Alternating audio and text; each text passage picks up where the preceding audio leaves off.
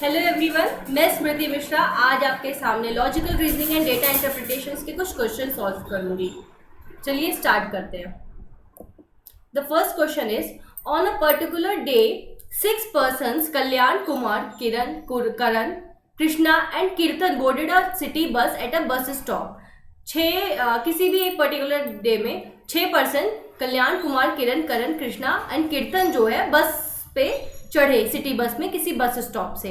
Each person wanted to get off the bus at a different stop among Brigade Road, Esplanade, Secretariat, Egmore, Saket and Dadar, not necessarily in the same order. तो ये छः person जो है bus stop के 6 अलग अलग जो है स्टॉप में रुकना चाहते थे। वो 6 अलग अलग स्टॉप है Brigade Road, Esplanade, Secretariat, Egmore, Saket and Dadar. जरूरी नहीं है कि जो आपको ये दिया है उसी सीक्वेंस में जो है वो उतरे हों, ठीक है। The bus travels to each of this stop in a specific order. Furthermore it is also known that, सबसे पहला क्या है, Krishna got off the bus at the stop immediately after that at which Kumar got off. तो कृष्णा जो है बस stop से उतरा जस्ट जो है कुमार के उतरने के पहले, तो कुमार के बाद जो है कृष्णा उतरा, ये बात फिक्स हो गई, ठीक है। अब सेकेंड कह रहा है, Kumar who did not get off the bus at secretariat was not the first person among the six to get off the bus. तो यहाँ पे कहा जा रहा है कि कुमार जो है वो सेक्रेटेरिएट पे तो नहीं उतरा है, तो कुमार के लिए सेक्रेटेरिएट नहीं होगा। और वो ये कहा जा रहा है कि ये फर्स्ट पर्सन भी नहीं है, जो छः लोग बस से उतरे हैं उनमें से फर्स्ट पर्सन उतरने वाला कुमार तो बिल्कुल भी नहीं है। Third, for the entire duration that Kiran was in the bus there was at least 2 people among the 6 along with him, ठीक है। यहाँ पे ये कि जब तक बस चली है, जब तक किरण बस में बोर्डेड थी, किरण अपने स्टॉप में उतरने से पहले जब तक बस में बोर्डेड थी तब तक किरण के साथ एटलीस्ट 2 पर्सन जो है वहाँ पे मौजूद थे। तो Kiran should be like 2 person थे, तो किरण शुड बी थर्ड और फोर्थ, या तो थर्ड हो सकती है, थर्ड होगी तब भी जो है 2 लोग होंगे, और एटलीस्ट 2 लोग होंगे, और फोर्थ होती तो भी 2 लोग होंगे। तो किरण शुड बी थर्ड और फोर्थ, ठीक है। Kiran should be in the list third और फोर्थ। तो कुमार और कृष्णा तो नहीं है, तो किरण शुड बी थर्ड और फोर्थ। तो कुमार और कृष्णा तो फर्स्ट नहीं है, Kiran should be third. Kiran मान लो, हम किरण को मान लेते हैं थर्ड, ठीक है। फोर्थ देखते हैं।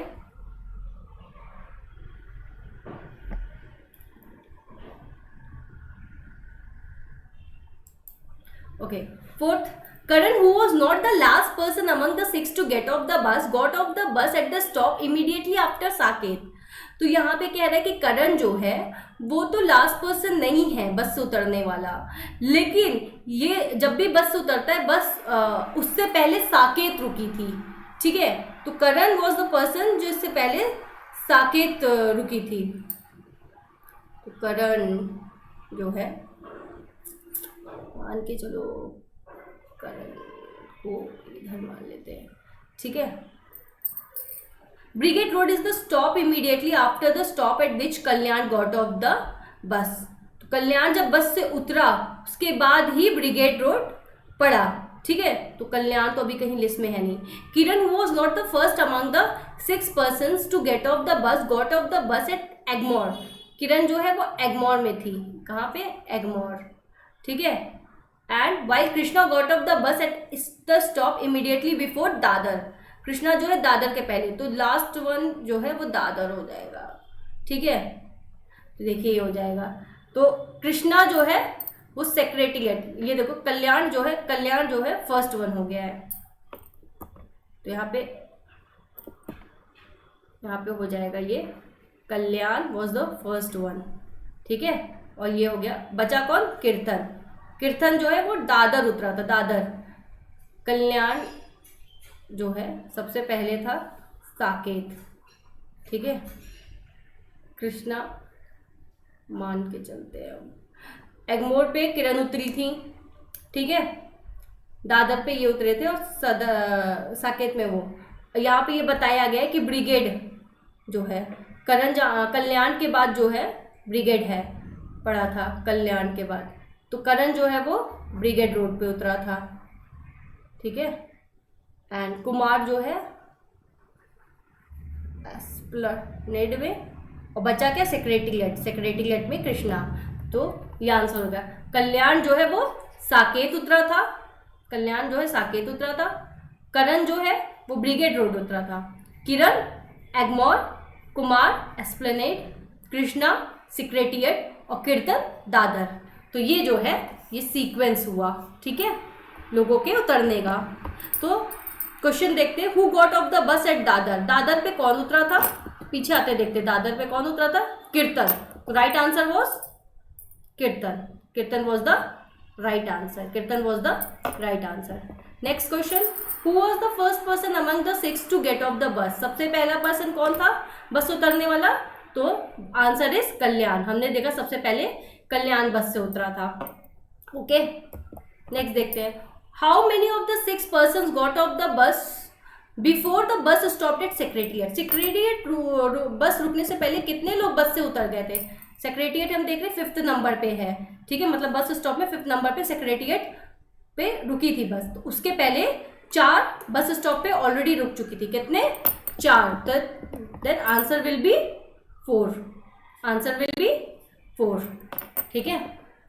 अब which of the following pairs of persons got off the bus at consecutive bus stop. Consecutive bus stop पे उतरने वाले कौन है, answer is Karan and Kiran, का answer is Karan and Kiran, right answer is Karan and Kiran. देख लेते हैं, देखिए करण और किरण कॉन्जिक्यूटिव में उतरे थे, ठीक है।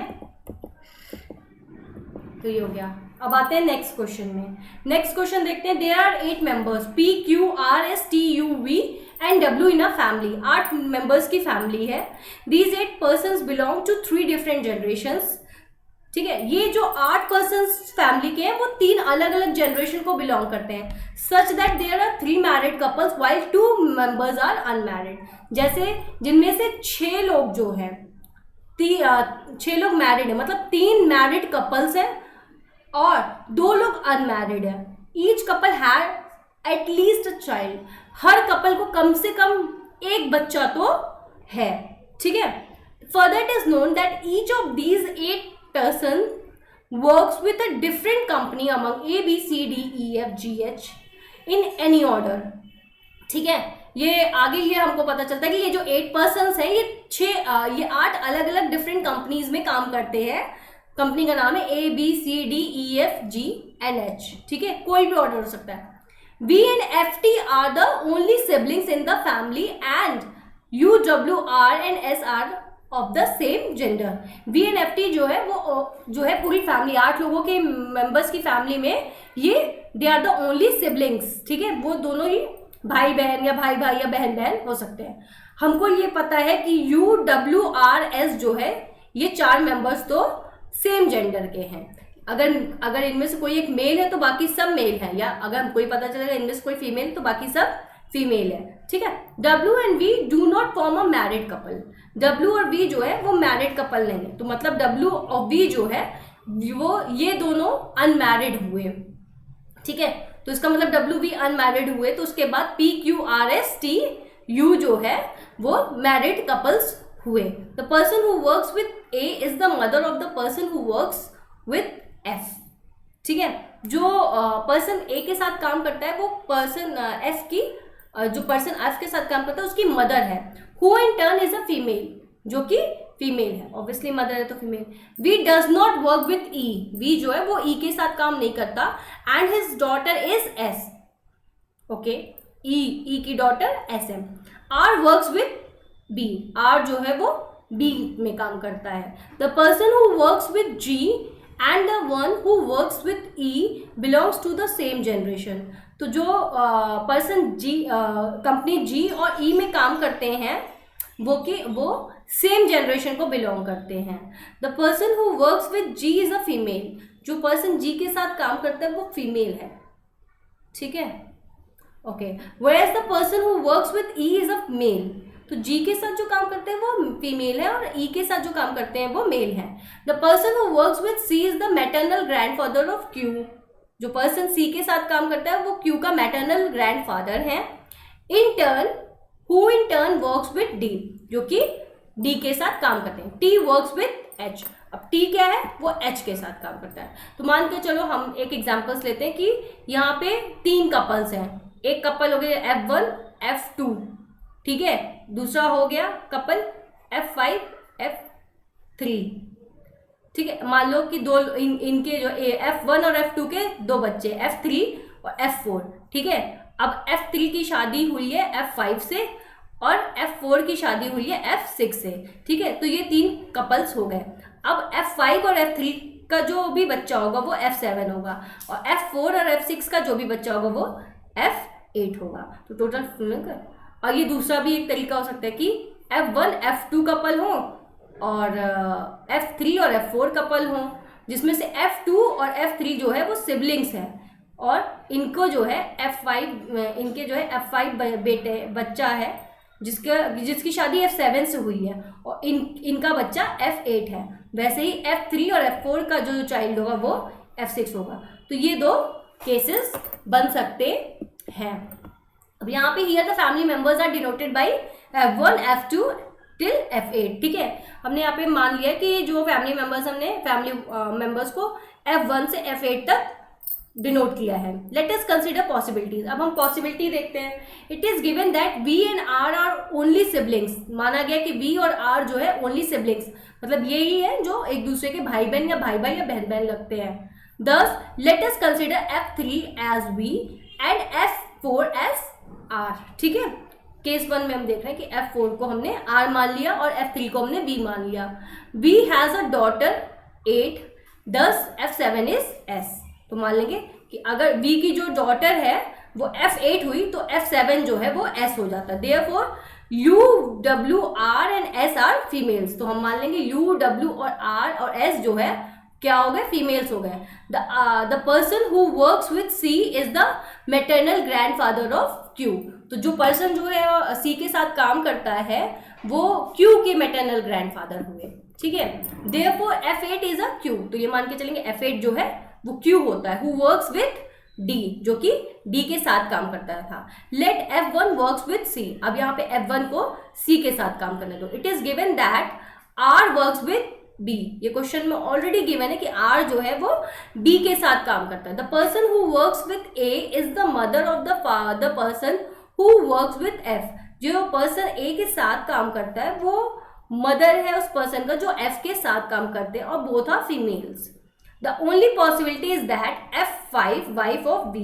मान के चलते कि जो F5 है वो B की वाइफ है जो A के साथ काम करती है, and her daughter works with F, जिसकी डॉटर F के साथ काम करती है।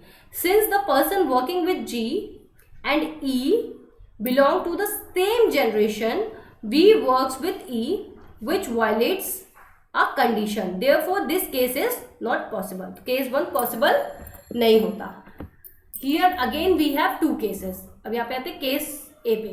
When F2 is R, in this case F3 is V, ठीक है। यहाँ पे मान के चलिए कि F2 R है तो F3 V हो जाएगा, and F is the person who works with C। F वो पर्सन है जो C के साथ काम करता है।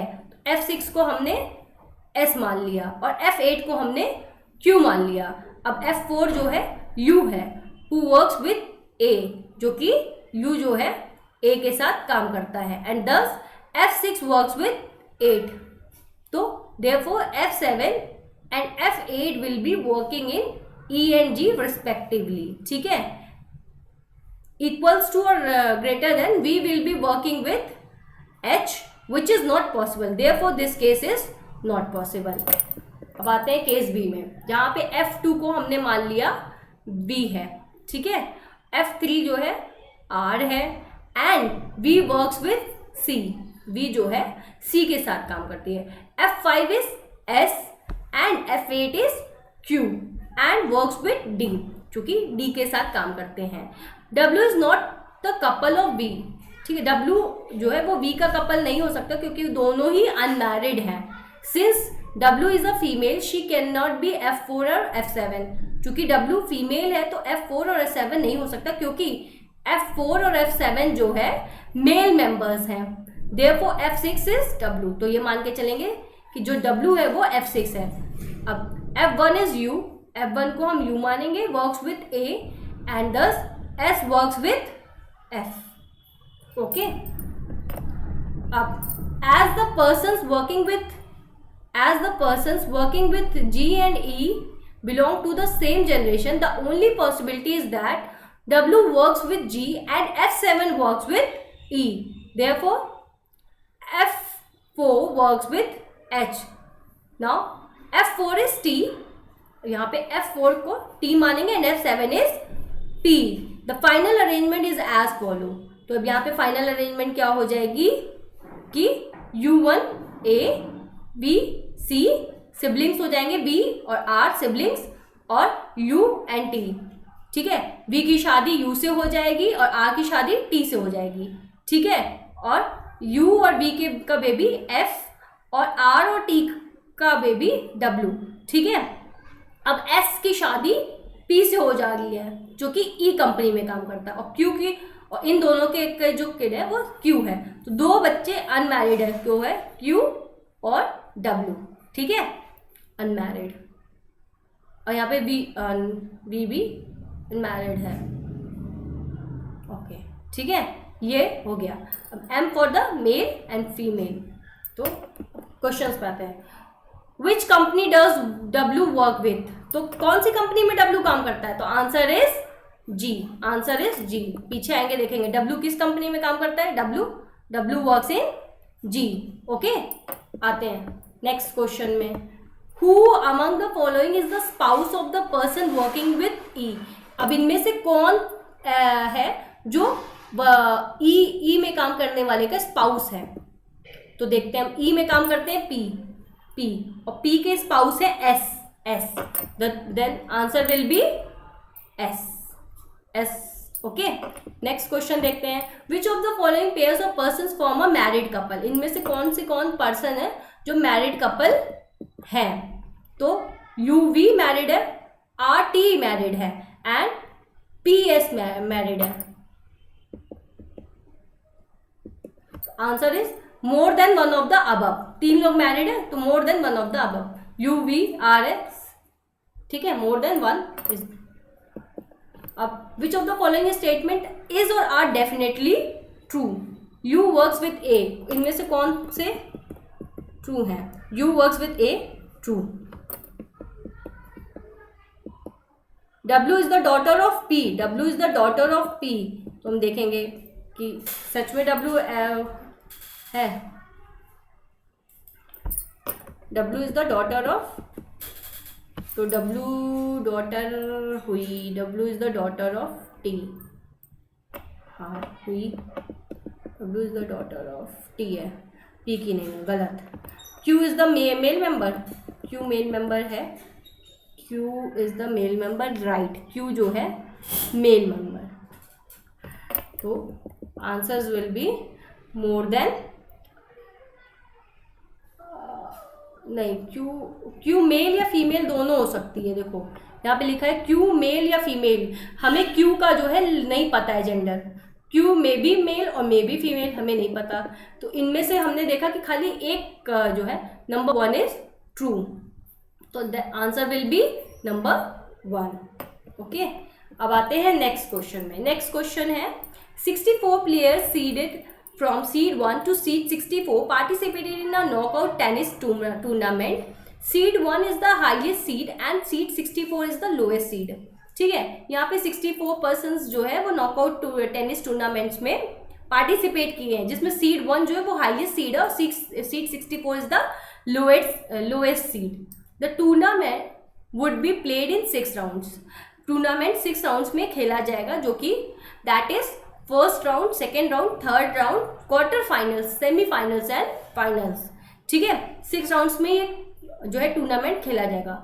In the first round, the player with the highest seed, that is 1, would play with the player with the lowest seed, that is 64, which is designated match number 1. अब जो फर्स्ट राउंड है, first round में क्या होगा कि जो player first number पे है वो प्लेयर लास्ट सीडेड 64 नंबर के प्लेयर के साथ खेलेगा। सेकेंड वाला 63, थर्ड वाला 62, 4 वाला 61, 5 वाला 60, ऐसे प्लेयर्स खेलेंगे टिल 32 वाला खेलेंगे 33 तक, ऐसे ही खेलते जाएंगे एक दूसरे के साथ। ये हो जाएगा फर्स्ट राउंड। ठीक है, टोटल 64 प्लेयर्स हैं,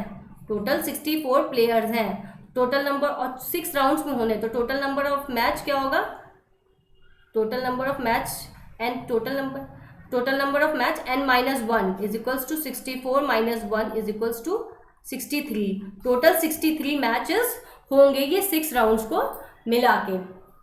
ठीक है, इस तरीके से होगा। Similarly the player with second highest seeds that is 2 would play with the player with the second lowest seed that is 63 which is designated match number 2 and so on.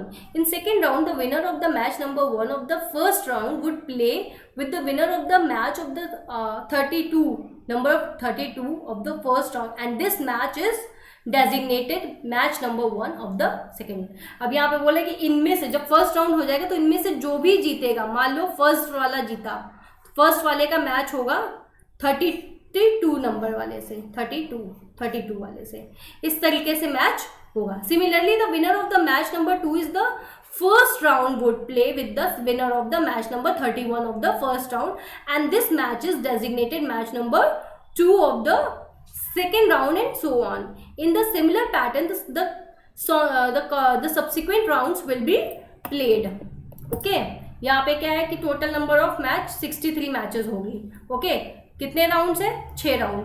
तो round 1 में कितने मैचेस होंगे, total 32 matches होंगे क्योंकि 64 players हैं। उतने round 2 में कितने होंगे, प्लेयर्स आधे हो जाएंगे तो 16 मैचेस होंगे। राउंड 3 में 8 मैचेस होंगे। राउंड 4 में 4 मैचेस।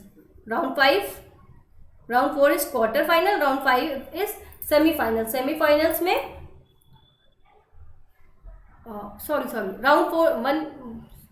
राउंड 1 में 64 होंगे, फिर 32, फिर 16, फिर 8, फिर 4 और फिर फाइनल्स में 4। टोटल 4 लोग खेलेंगे, 2 लोग खेलेंगे फाइनल्स में।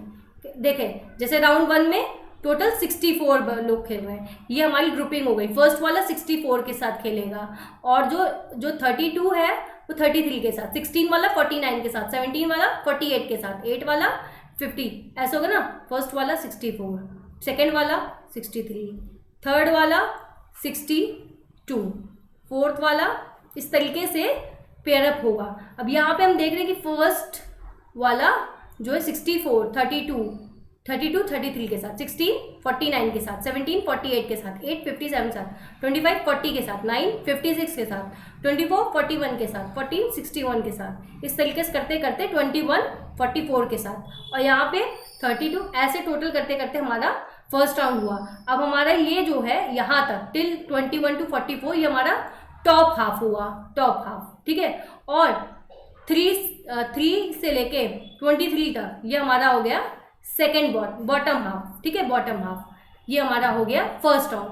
अब ये सेकेंड राउंड में क्या होगा, इन दोनों का आपस में मैच होगा, इनका आपस में होगा, इनका होगा, इनका होगा, इनका इनसे होगा, इनका इनसे होगा, इनका इनसे होगा और इनका इनसे होगा, इनका इनसे होगा, फिर 14 का 19 वाले से होगा, इनका इनसे होगा, इनका इनसे होगा, इस तरीके से टोटल 32 मैच सेट होंगे। ठीक है,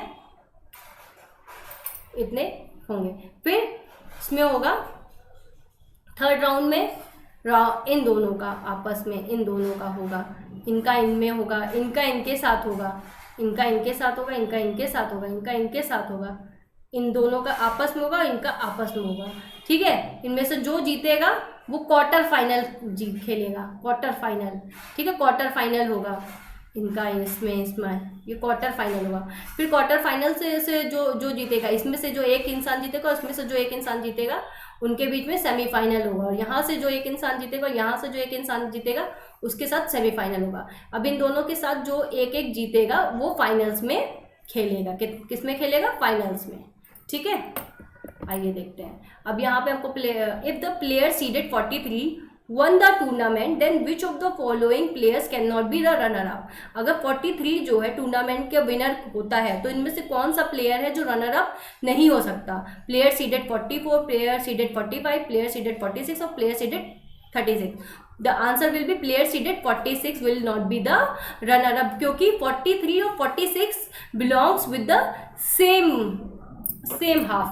दोनों जो है बॉटम हाफ को बिलोंग करते हैं, 46 और 43, इसलिए जो है वो रनर अप नहीं हो सकते, क्योंकि रनर अप दो अलग अलग हाफ का होना चाहिए, क्योंकि फाइनल्स जो होगा वो जो है दो अलग अलग हाफ्स के बीच में होगा, सेम हाफ्स के साथ फाइनल्स नहीं होगा, इसलिए रनर अप जो है वो अपोजिट हाफ का ही, दूसरी हाफ का ही हो सकता है, सेम हाफ का जो है रनर अप नहीं हो सकता. Who could be the lowest seeded player facing the player seeded at 12 in the finals? The answer is 63. ठीक है, 63 is the seeded answer, because as the player seeded 12 is present in the top half of the draw, the lowest seeded player in the bottom half, that is the player seeded 63, can be play with him in the final. ठीक है, उसके साथ finals में खेल सकता है.